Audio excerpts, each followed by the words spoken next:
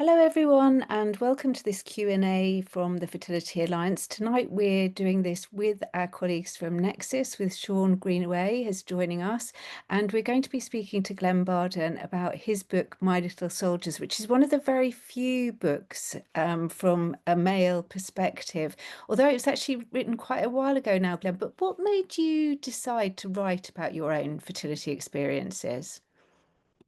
Uh, I suppose, well, hello, firstly. Thanks for having me.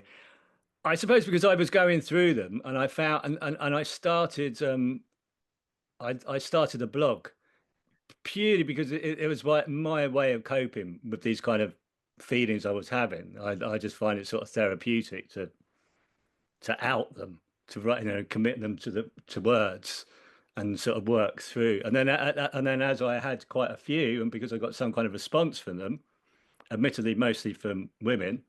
Um, I thought, well, but maybe I should turn this into a book, you And know, why did you choose to do it as a novel rather than any other way? because I wanted to. I thought, like, well, this is this feels like the last great taboo in many ways, male infertility, and I didn't want it to be just limited to my own personal experience. So it was like, I'd met other people, I'd spoken to other people, I had grander thoughts about it, and I thought, like, I mean, like I suppose if you did write as a memoir, maybe I would have got more publicity because it's like a truthful kind of experience. I mean, I got, I wrote my own personal experiences in the Times, so it did get some kind of publicity. And then off the back of that, that was really like, oh, well, yeah, people sort of, I got some great messages. So I thought I would commit it to a longer form. And then I just thought I'd novelize it. I thought maybe it was felt more fun in some kind of way to do it that way. But like I say, I just wanted to. There were things that happened to other people that just felt like I ought to include in it, and I didn't want it just be limited to my experience. I'm going to hand over to Shaun now to ask some questions. Yeah, sure. Well, firstly, Glenn, a massive thank you from me as a man who's also gone through this journey. Is things like your book and the blog and the serialization of your story in the Times, that it goes a long way to helping break that like you said, that last taboo. We've still got some way to go, but honestly, I'm very grateful because yeah, it's one step along the way, and we'll get there one day, hopefully. Mm. So what I love about the book is that it covers a lot of things and demystifies a lot of stuff that is some cultural and societal stereotypes, I think, where we are, for example, men are assumed that being broody and longing for a child is seen as a female trait, which we can both wholeheartedly attest to just being complete nonsense. So how did you delve into that from the male point of view?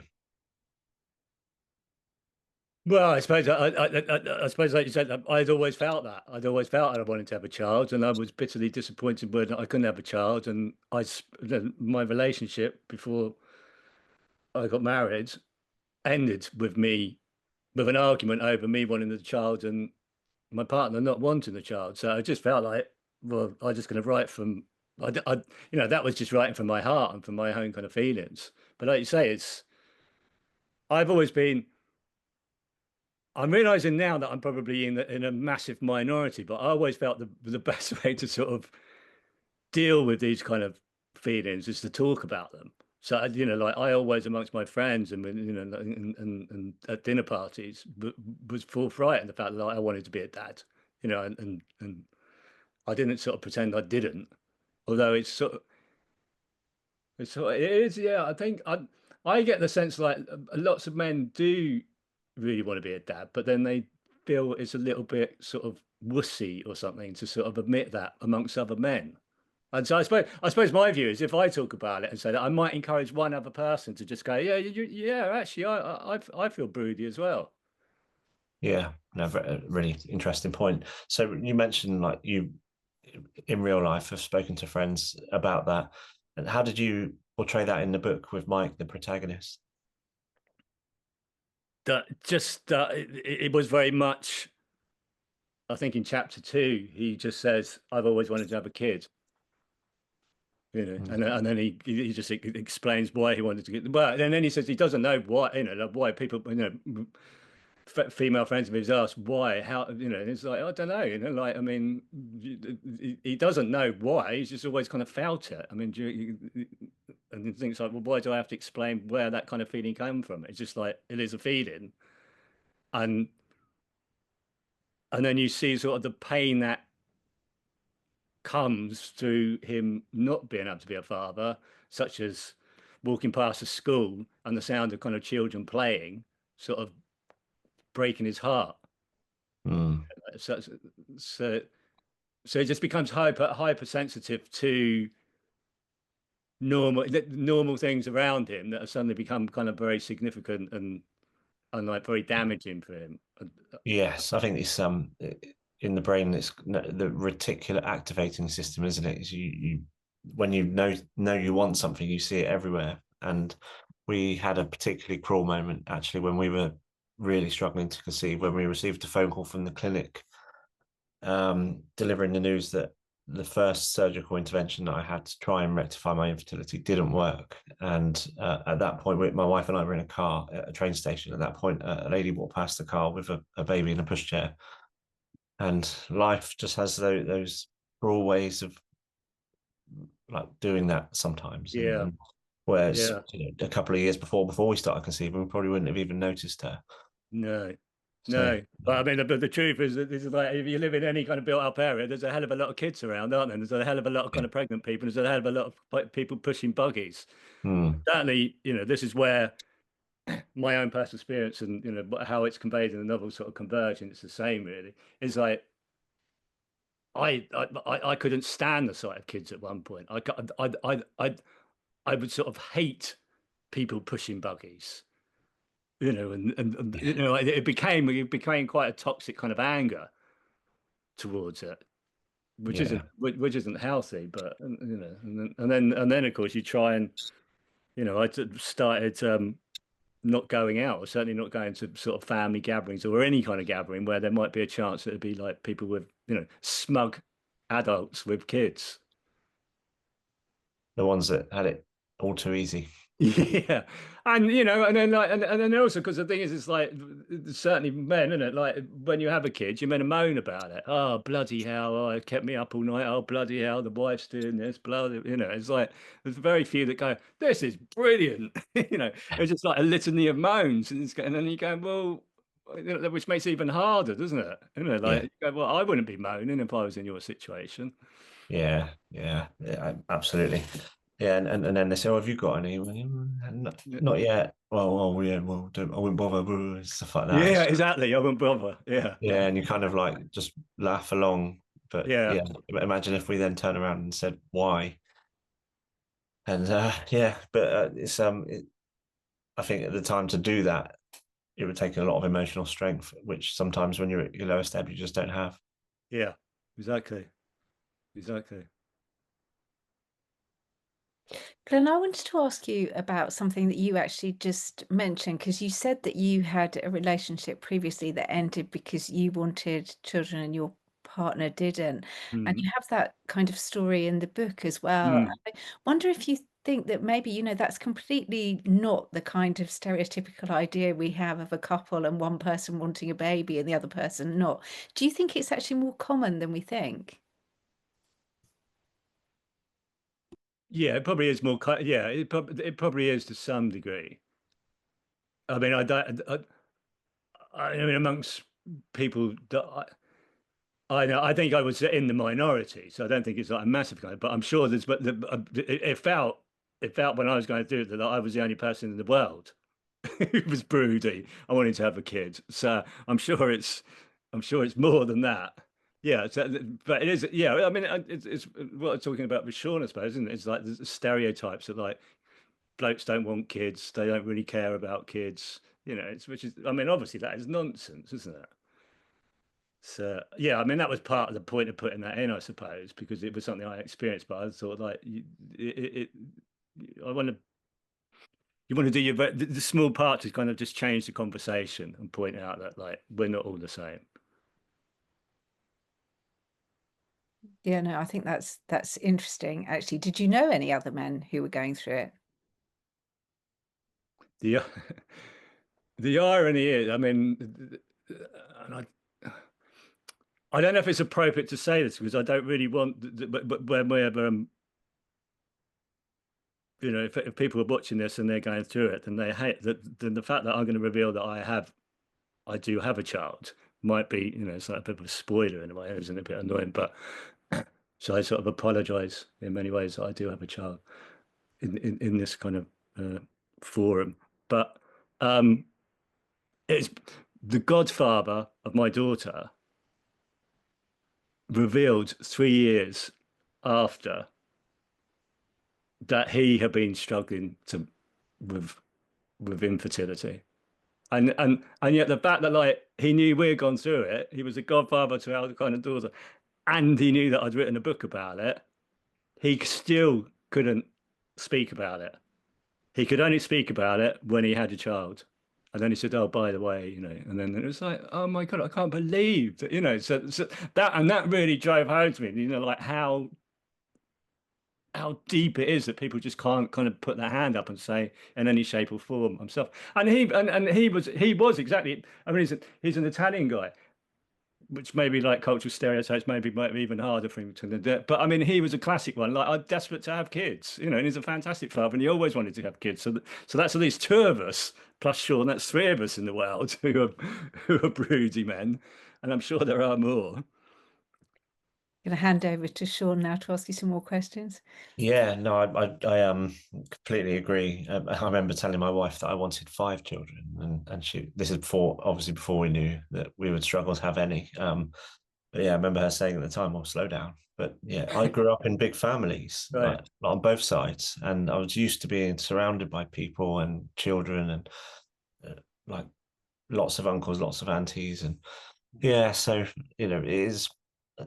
I think you touched upon it earlier. I know we've kind of covered it, but it's not about being a bloke or a female. It's and who's traditionally deemed to want children more. It's all very individual, and absolutely we can be extremely broody as men. Mm. And yeah, and yeah, thank you for treading carefully. But I think in this forum is a safe place, and often that there is hope. Like, hope is all we have at times, and to know that people do navigate it and get that Yeah. desired outcome Yeah. is what keeps people going. It certainly kept me going. Right. Oh, well, that's good. It Yeah. just I sort of flip-flopped at the time. It was like, you know, I didn't necessarily want to read. In fact, I remember when I was going for IVF, and then this is how sort of warped you become. Every time I enjoyed reading about IVF failures because I thought like it's all about statistics. So for every person who fails, that means that the chance of me succeeding was much better. Whereas if I kind of read about a success, I thought, oh no, my chances of success are going to kind of go down, which is a really, you know, effed up kind of way of approaching it. But that's the sort of the mindset you get in. You just anything to get Yeah. you through it. Oh yeah. There's no, well, never none, but quite often no rational frame of minds throughout this. Like yeah, Mm, there's really, and that's the thing on being on the other side. I look back at myself then and realized that I absolutely wasn't myself. And you mentioned that the anger that you felt at times yeah. seeing children around, and yeah, there was, because the world can just feel unjust. And Yeah. yeah, absolutely. Yes. When you talk about statistics, that they're rammed down our throats from every angle, the clinics and Mm, all of that, and then suddenly, yeah, absolutely. I remember statistics of chances of operations working or not, and clinging on to, even though one of them was a 30% chance, I was like, that's loads. Of course, it's going to work, and obviously it didn't. But it, that, so there's nothing wrong about that. I think, like you've touched upon, it's not a rational, straight thinking time of our lives. It's no. extremely hard, No. and on Yeah. top of that, you have external pressures from friends and family, and uh, often with those people in our lives, we can get unhelpful advice. So, how did you address that in the book? Because it's something that anyone who opens up about struggling to conceive, even if it's the kind of surface level things of like, oh, we're trying, it's not quite going to plan, then those unsolicited comments come, and it's something that was covered. So how did you touch upon that? Well, I suppose I just slightly exaggerated kind of characters into kind of people that I kind of met, including family, and just made them even more sort of insensitive than perhaps they were. Um, and I don't suppose people do mean to be insensitive, because I don't just suppose you just don't think about it. Do you? You just feel like, oh, you only plans for kids. Oh, why haven't you got a kid? And then just but then like the mother and the mother and the father in the book are sort of particularly sort of just, come on, hurry up. Why haven't you got one? And then sort of kind of su suggest things to Nyla, the partner in the book, about like how what sexual positions to have, how you can kind of make it better, all deeply kind of cringy, embarrassing kind of things, but sort of based on sort of the conversations that passed through my life. Yeah, I wanted to address that because yeah, it's not really anyone's fault, is it? Unless you've gone through it, you're never really going to kind of quite appreciate the pain that someone else is going through, I suppose. And I suppose they just like, part of the book was like, maybe some people will read that and kind of go, oh yeah, I won't do that again. In fact, like, people did read it and sort of apologize to me and go, oh, I was a bit insensitive. I had a few apologies once I went public with my story, and people really start reading the depths of it. And but like you said, we don't get taught how to deal with these kind of things. But No, all that no. we ask is, certainly any sentence that you're about to say to anyone struggling to conceive that begins with just, that, or anything that comes after that can just stop. Like, that Yeah. doesn't need to be said. Yeah, there's lots of advice, isn't there? Like, Yeah, what you want to do is, and it's like, yeah, oh yeah, I hadn't thought about it. Oh, for fuck, it's like, thank you, but yeah. yeah, I've thought about that. Oh yeah, and I mean the classic one is, and then also it comes from the doctor as well. Just relax, like, don't get stressed out about it. Yeah. It's like, which I sort of understand the logic of it, but how could you not be stressed out about it? And how can you possibly relax when it's the most important thing in your life? Yeah. Yeah. It's all consuming, isn't it? Yeah. So, I mean, if you could make one change to society as a whole, wherever it comes from, whether it's the education or just people and families, how would you want people to deal with those situations better from the outside in? Well, actually, I was at a talk once, and someone sort of asked, and I think particularly, I mean, the interface with the medical profession, that you could start there, because I never felt, it was always sort of focused on the woman. It was like, there's a sympathy lay with her. I'm just so sorry that you can't have a child and everything. And you're viewed as a bit of a bit part, the man. And even if it's your kind of problem, there's still sort of no sympathy that it's sort of your problem. Although, I don't want to apportion blame or whatever. But it was still like, oh, it was almost like, it's your problem which is causing the woman to kind of be upset. There was never, even when you're kind of paying for the treatment stuff. I mean, and they were, and we had to go down that route, which is another thing about, the cost of everything, isn't it? To pay that much money and to feel so kind of miserable. But I didn't think they really ever considered the man as a fully formed human being with kind of emotions and kind of feelings, who may also be kind of going through, something, Yeah. some kind of, and I would like that to start. In fact, like when I was talking at a kind of thing, a fertility doctor came up to me afterwards and said, I'd never really thought about it like that, which Wow. is Someone great that I kind of in changed this his mind. But I space. was also like, but it's like, Christ's sake, man! I mean, what? You never considered it? I mean, and that was shocking in itself. Yeah, I think, there's one thing to be said for GPs, because it's not something they deal with that often. They don't necessarily get the appropriate training in it. But for someone who's a fertility doctor to say that is a little bit concerning. But I like to think that hopefully things have changed, or certainly are changing. But yeah. Probably need to conduct some research on that, maybe. But yeah, thank you. And I'll hand back to Kate for a minute. Yeah, I was going to ask you about that because you talk quite a bit in the book about some of the awful terms that the doctor used, like lazy sperm and all of that kind of stuff. I mean, did that actually really happen, any of those things? This is where like fact and fiction certainly blur. I definitely recall a conversation where someone kind of told me that that had happened to them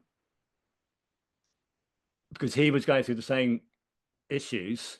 And I remember him saying that the doctor was sort of kind of joking it a bit about like, oh, you have lazy sperm. Do you smoke the skunky wunky and all this kind of stuff? And and then and that was definitely how it kind of happened.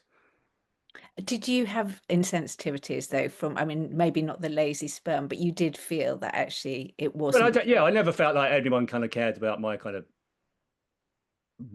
my emotional pain that I was going through. No, yeah, I definitely experienced that, and And that sort of then, and look, and very much understand like having been successful and the amount of kind of the things that my wife had to go through, and I can only just be grateful and just like thinking, wow, she had to go through a lot, and then in the grand scheme of things, men don't have to do much. But that's not to say that we're not also, when things aren't happening, when something fails, then we're both feeling just as emotionally kind of broken. And whilst you do feel, and maybe you would do regardless in a relationship, to try and be kind of strong and support your partner, it was never acknowledged that, well, that may be having a toll on you. did they suggest counselling to you or not? No, I never had no suggestion of counselling.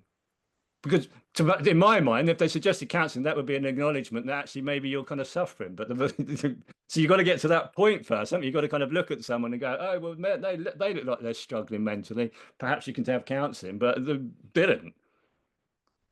So I think that's sort of wrong. Yeah, I'm going to hand back to Shaun again now. Yeah, no, I hear you. I honestly, everything you're saying resonates so deeply with me. And one of the topics that you brilliantly covered is something that I'm deeply passionate about because I went through it. And I think most men, certainly like most of the blokes I've ever spoken to, have been through this, that kind of identity and self-worth crisis. Yeah. Mike kind of he mentions how his self-worth is tied to fertility, and there was a line saying, by losing my fertility, I've also lost myself. So how did the story unpack that link and how it can be reconstructed, that self-worth? Well, I suppose, once again, that part of him was very much me, because that's how, that's what I was feeling, because I think it's slightly caught up with like not a huge amount of kind of male role models, which is a larger kind of conversation for society and the adolescence thing and toxic masculinity and all that. But I think that's one of it's like you sort of, there aren't many things that you think like a man can kind of do. Oh, they're meant to kind of fix a car, which I couldn't do. So that was already like, I'm not very good with my hands. So that's like, but like at least you can kind of father a child. You can be that just seems so caught up with with the way that I grew up and the definition of masculinity. But it's like, well, if I literally can't father a child, what does that make me? I found that really, really tough. Yeah, exactly that for me as well. And that thing is like, if I can't procreate, what am I as a man? Because Yeah, that's what yeah, society and yeah, everything, magazines. I grew up in the kind of pre-internet age where it's the lads mags and all that, and everything was telling me that that's what men do. Like, and yeah, you should look like this, and you should be able to provide this. Well, I yeah, don't have to do. I haven't got either of those aspects. So yeah, where am I yeah. now? So Yeah. how did you unpack that, and what did you do to start rebuilding that identity?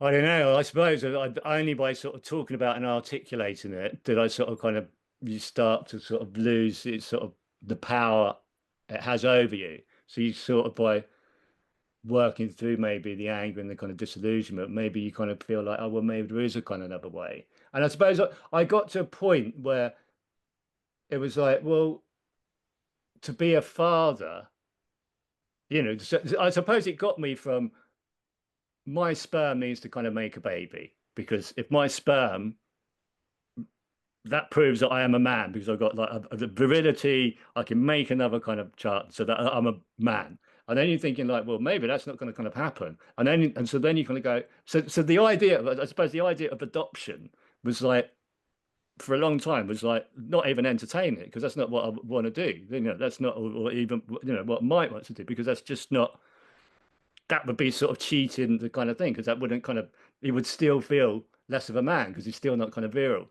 But as you sort of work through the process, you sort of open up to that idea that, well, maybe being a father or someone who kind of takes care of a child could be a masculine thing and could kind of that could make me kind of masculine. So you sort of it opens as you work through it, and Mike and the book sort of works it.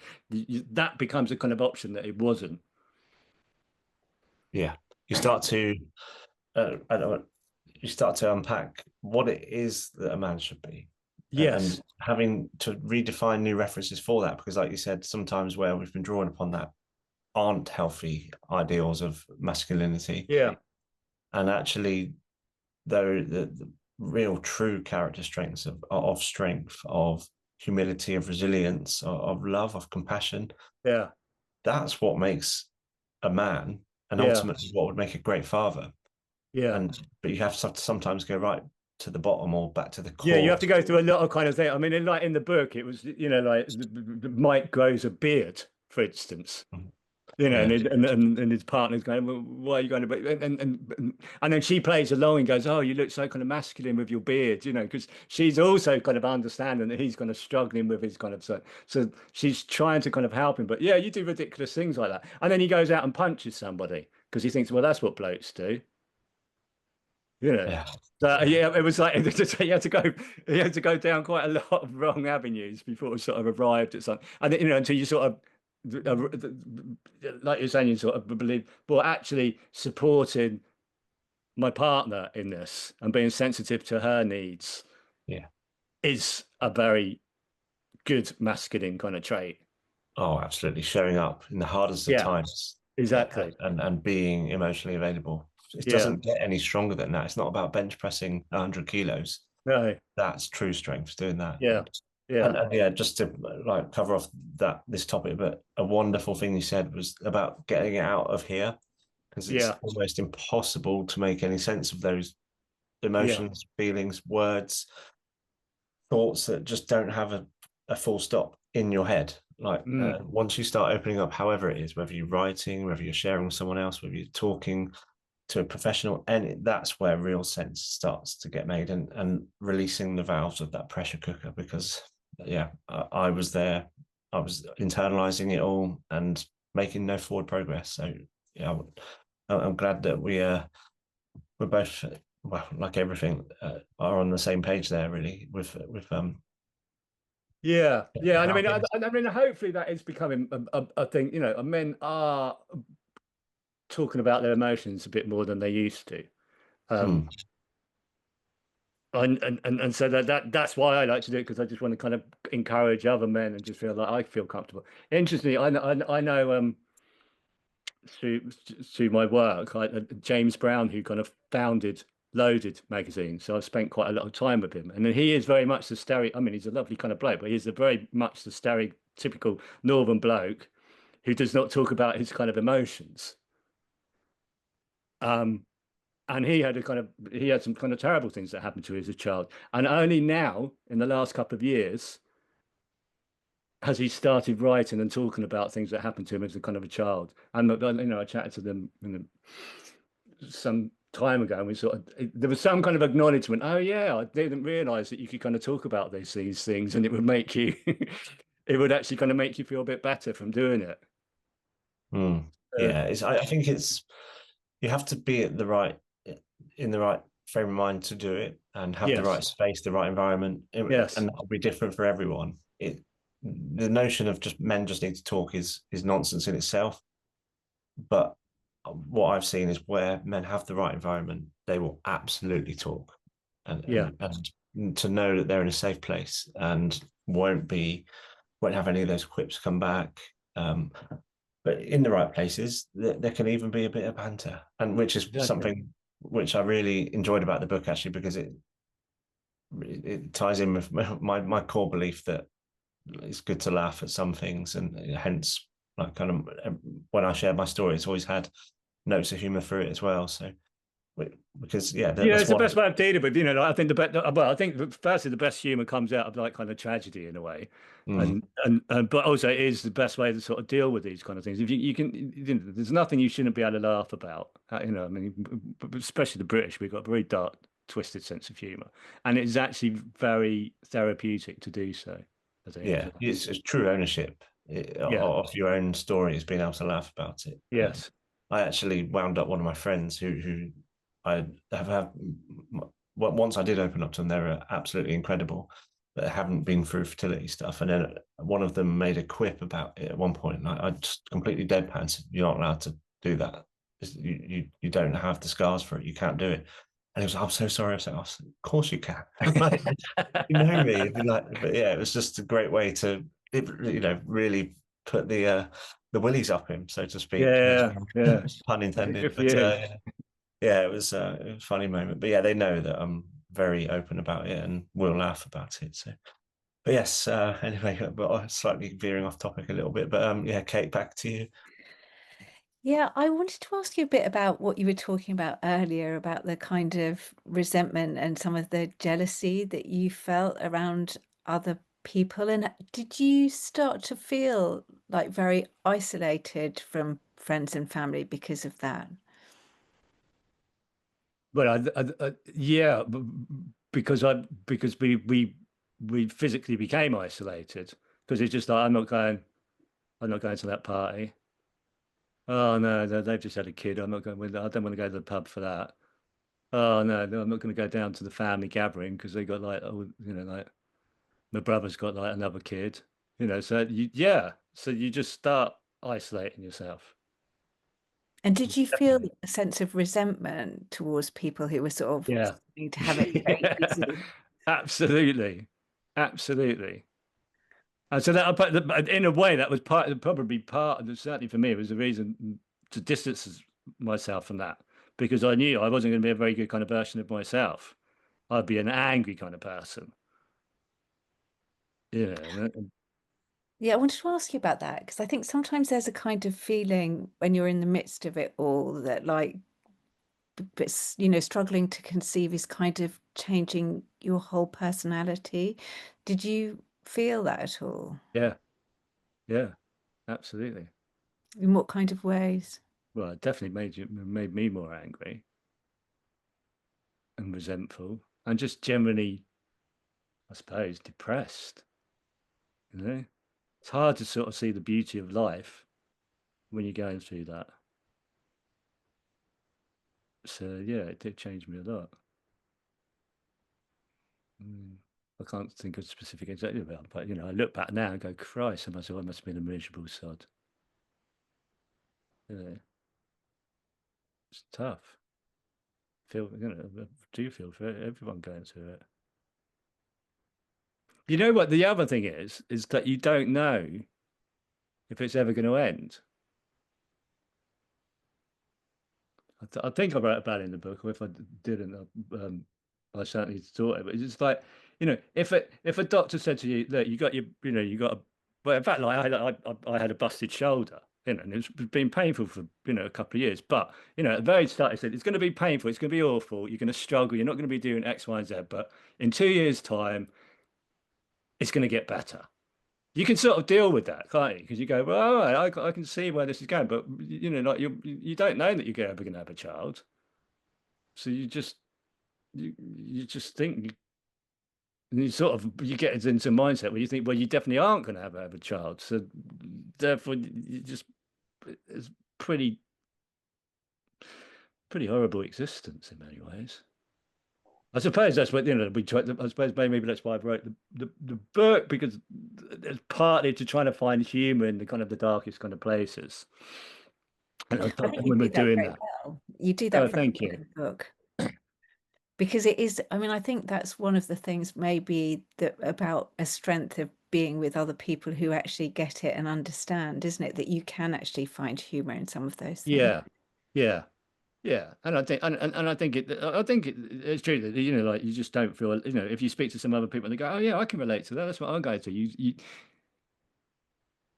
It doesn't necessarily make you feel like, oh, I'm not depressed anymore, but at least you sort of go, well, I'm not complete, like, I'm not going insane or something. I mean, like, there are other people who are kind of feeling this. These are sort of legitimate thoughts and feelings. So you get some kind of validation for that. And then maybe if you get that recognition and starts to be like, well, how can I move forward with this? Carry this? Because it's stages, isn't it? I mean, I haven't lost my kind of parents, so I haven't gone through, extreme grief, but it is grief. It feels like it's grief in many ways. It's the loss of what you think is like your future, and as a child, and then, like, if you have a lost, if you have a miscarriage, or or a treatment doesn't work, I mean, that does feel like a loss. I mean, and you are grieving, you are going through those different stages. It's, yeah, absolutely, it's grief. I've heard it described before as a disenfranchised grief, because you mentioned like losing a parent or a loved one, or even a pet. It's not to trivialize anything, but it can have, be really upsetting. But you have tangible things to remember that person or pet. It's Mm, photos, memories, mm. stuff like that. But when you are struggling to conceive and going through infertility, you're losing a dream. It's like this figment of Oh, what yeah, you yeah, want yeah, your yeah, future yeah, to yeah, be, yeah. and that's really That's right. hard to reconcile, because you don't have anything other than names that you might have chosen with your partner, what that you like, and then you're seeing those get picked off by your friends left, right, and center. Yeah. Um, and No, yeah, that's very true. It's a very good description. yeah, The only thing, I mean, this is going to sort of like trivial, but the only thing that sort of kind of but if a man is a sports kind of person, so they kind of really, but they've got like a football team or a cricket or something, then I think that in a way does help you in this kind of process. Because if you're a supporter of a kind of team that never really kind of does anything, then like every season you're sort of going through this kind of long-term kind of like disappointment. So that kind of gets you used to the fact that like life isn't a bed of roses, and that your team is unlikely to kind of win the championship or win the FA Cup, will be kind of successful, or you get very close and then you're going to get knocked out in the semi-finals, or if you support England, you think you're going to win the World Cup and you never do. So that's the only thing in my life which was like, oh yeah, I suppose it's just like that. It's like yeah, supporting Brighton, or in England. It's like, at least, I am used to disappointment and things not going my way. But then at the same time, you think, well, at least in my own personal life, it should be going a little bit better than it's going. yeah. Oh, that's a great analogy, because there's so many parallels, aren't there? Like, oh, we've lost again, i.e., Yeah, football, or another round of IVF, for example. yeah, Then next season's our go. That's we're going to do it next season. I've been yeah. saying that a lot as an Arsenal Yeah, yeah, fan, yeah, yeah, actually. yeah. Actually, going to that's the way that you kind of turn Yeah, it. Then you suddenly go, "Oh, yes, it's exactly what I was saying to my mates about like Brighton." Yeah, yeah, I yeah, know, but next season it's gonna be good again. And you have, yeah, and I remember doing that and chatting to my wife when you go through the group. It's like, right, kind of, it's like, dust ourselves off. It's another game, like, let's do it. Another yeah, season. yeah, yeah. It's a wonderful analogy. It's but one thing that you've touched upon already is the financial cost, which is just ridiculous. And seeing again, not only are you seeing friends have what you want in terms of family, and like, it did happen, but I joked about it. But taking babies' names that you'd kind of earmarked, Yeah, but also you're then seeing them go on nice holidays or get yeah, kitchen extensions because they've yeah, got the money to do so when you're actually, again, it's not having that closed loop of thinking, right, we can't budget because there's no end here. Yeah. We just need to save as much and as possible. And there was a line, it was wonderful, about paying so much to be this miserable. Yeah. So I know we've kind of already covered it, but I don't know if there's anything else that came up for you about that kind of financial cost of it and the implications. Well, yeah, I mean that, and it's a real struggle, isn't it? And then it's then it even becomes more important because you're sort of like, well, how many times are you going to go through this? And then it's got, and then the extra pressure, like, well, it's got to work because I don't know if we can afford to do this again, or are we going to get another kind of freebie on the NHS or whatever? But I mean, to me, and I think I put this is in the book because it was sort of based on an experience. I remember seeing, like some young teens pushing a kid, in a buggy, and thinking like that kid probably cost, like a packet of fags and a Red Bull or something, like, and a couple of chips. I mean, that's probably the fella bought that kind of girl if we gave her that, and now we got a father off the back of it. And I just thought, I mean, quite possibly, and then the irony is he probably didn't even want the child. He's probably walking down that road going, God, this is the worst day of my life, or like, what the hell am I got into? And I was just like, yeah, it didn't cost you much to make that child, did it? Whereas here I am, like thousands of pounds in debt. Yeah, tough. Yeah, and it doesn't stop either, because even though my wife and I had children, then the conversation, again, we talk about loops. That wasn't a fully closed loop on our family planning plans and aspirations, because, like I mentioned, I said I'd wanted 5, and then we had to have that conversation all over again. Like, Right. can we do it? Can we do it emotionally, physically, of Yeah. course, and financially? And it's just so unfair, because they are conversations that maybe some people have to have if they can conceive naturally and easily. Of course, like, can we afford to have another child or whatever? But some of their things would be more like, oh, that means holidays mean that little bit extra, or we might have to get a new car. But it's like, again, it's that thing of not knowing how much the next Mm, phase of doing mm, it could cost and how long it could mm. go on for. So yeah, it's that, again, it's cruel because it's not, it's depending on every couple's different, but how far you go. And yeah, and we for us, we decided we couldn't do it again for many reasons, and we just had to put that chapter behind us. We only had so much emotional bandwidth to give, and of course financial as well. And I think, just again touching upon the relationship impact there. So to close off on the book and this, how did you explore that throughout the book, that the kind of relationship dynamics and the impact on for things like intimacy and communication, all things that most people who have been through this will understand there are challenges with all of those aspects. But in the novel, he goes off and has an affair, or, well, he doesn't actually consummate it, but he, gets seduced by a kind of woman and loves the idea and kind of explores it because it suddenly kind of makes him feel like a man again. So that was sort of my way of kind of dealing in a very sort of kind of pushing it to the nth degree. I'd like to stress that did not happen in my life, but I thought, as a novelist, you sort of explore like what could be the worst scenario, and that was one of them. But yeah, I mean, it does put a real strain on you because of Fazit. Like, I mean, sex no longer. I mean, that's what I make quite a lot of play in the book. It's like, I mean, and it starts a bit with like he's going, he's leaving the pub early to go off to have sex, with a beautiful kind of woman, and he's hating the idea of it, which is, it's like sort of every bloke's fantasy, isn't it? To just go like, oh, I'm on a promise tonight, and he's off there, and then and so that, that very much exploring the idea that like sex is no longer an enjoyable experience because it's just like fraught with pressure and everything. And so it does put, well, as you know, it puts a huge strain on the relationship.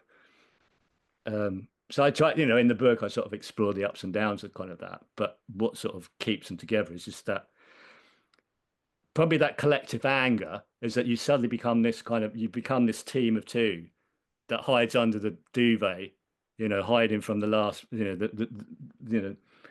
bit of news about someone's just announced they're kind of pregnant or something, and you're sort of united in your shared kind of grief and shared kind of anger of the world, and then in that in the novel that they be it's also kind of the dark humor that they share that kind of keeps them to kind of together Mm.